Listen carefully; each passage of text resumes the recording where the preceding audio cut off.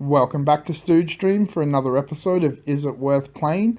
I'm your host, the Stooge, and we're looking at Radical Rex for the Super Nintendo.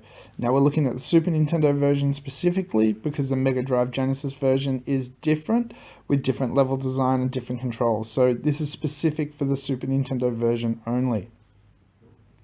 First off, I miss the 90s. In an era where every company in the world wanted a mascot character, Radical Rex came out. Basically, this was during the 90s dinosaur hysteria, and they wanted to make a game that they could obviously franchise. That was the whole point of this. You can feel it in the actual game itself. This was supposed to be a character that we're going to see cartoons from and sequels to and so forth, which never happened. You can tell in development this was supposed to be a Mario-style platform game with a dinosaur character. And somewhere along the line, someone went, wait, Sonic's really popular too. Better add some Sonic speed in there. So now you've got segments where you jump on a skateboard and move really quickly through the level.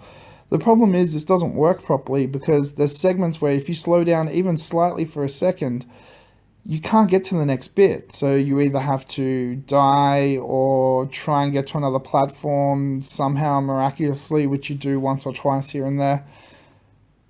The game itself is very generic. It's very, very generic. And the problem comes in with the controls.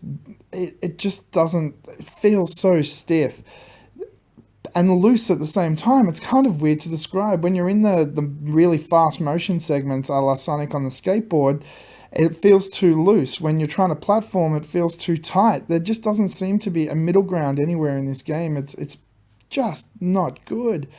The foreground and background kind of blend in, so when you get to the segment or the level I should say, where you're climbing the dinosaur bones, you can't really tell what is supposed to be a platform and what's supposed to be background until you actually jump on it. Not good. There's too many leaps of faith in the game. There's single hit deaths, yes. Single hit spike pit deaths, always fun. Always great when they're just littered everywhere, like everywhere. You can just accidentally touch a spike and die. What else does this do wrong? Oh, water levels. Yep, that old awesome platforming cliche, a water level where the controls are even more broken than they are normally. It's almost like this is just trying to hit every single thing that you'd normally see in a platformer just badly. All in all, this is the first time I'm going to say a flat out no.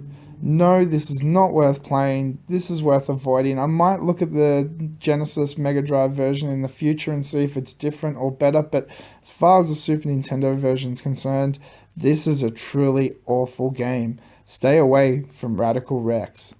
Thank you for listening. If you enjoyed this, like, subscribe, share, all those good things. Thank you so much, and there's always more coming.